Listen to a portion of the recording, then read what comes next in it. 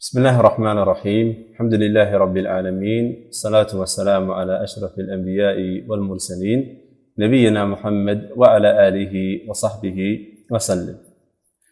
Every single time that a well-known individual from amongst the disbelievers passes away, the debate arises, and that is the debate of whether or not it is allowed to say rahimahullah or rahimahallah regarding one of the disbelievers. And so this phenomenon in reality is something very prevalent in our current time.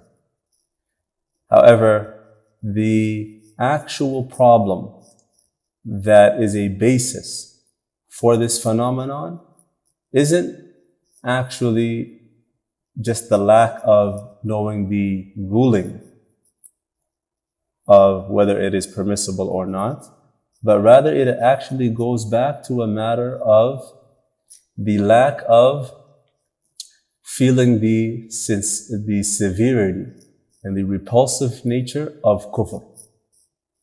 And this is the reality of the Muslims in our current time, that there is no actual consciousness or awareness of the severity and the evil nature and the repugnant nature of disbelief in Allah subhanahu wa ta'ala. And so due to that, we find Muslims showing love and affection and remorse for the disbelievers. The Messenger of Allah sallallahu alayhi wa sallam says in a hadith, ثَلَاثٌ مَنْ كُنَّ فِيهِ وَجَدَ حَلَاوَةَ الْإِيمَانِ. 3 qualities that if it is found in an individual, they find the sweetness of faith. The first one, أن يكون الله ورسوله أحب إليه مما سواهما, that Allah and His Messenger be more beloved to him than anything else. وأن يحب المرأة لا يحبه إلا لله, that the individual love a person and only love them for the sake of Allah. وأن يكره أن يعود في الكفر كما يكره أن يقذف في النار, and that he hates to return to kufr just as he hates to be thrown into the fire.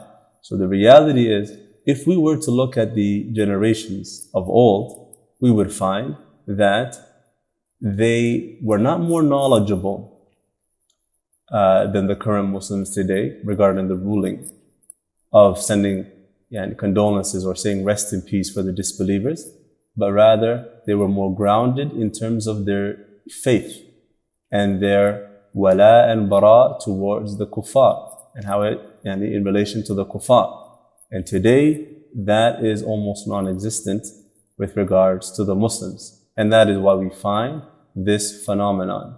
That is why we find every time that a celebrity, an actor, an actress, an athlete, a movie star passes away, or a musician, we find them making excuses. Or they could have possibly been Muslim. We don't know if they were Muslim. He may have said something nice about Islam one time, and so therefore he could have been a Muslim, and so on and so forth. Finding excuses for why we should say rahimahullah or rahimahallah to them. And so this is a dangerous phenomenon that we find the Muslims in today. And the reason behind it is not only due to jahl and ignorance of the rulings, but also due to the lack of awareness and the lack of shu'ur, this consciousness of the evil of kufr and the evil nature and the repugnant nature of shirk and kufr, and that it is the greatest form of oppression, and that it is the greatest sin that has ever been committed by mankind. Worse than murder, worse than adultery, worse than any sin you can imagine on earth, disbelief and shirk, associating partners with Allah, is greater than that.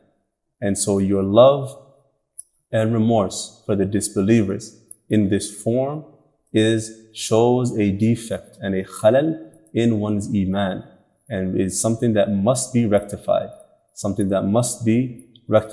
reality is that it is not permissible to say rahimahullah or rest in peace to the disbelievers when they pass away.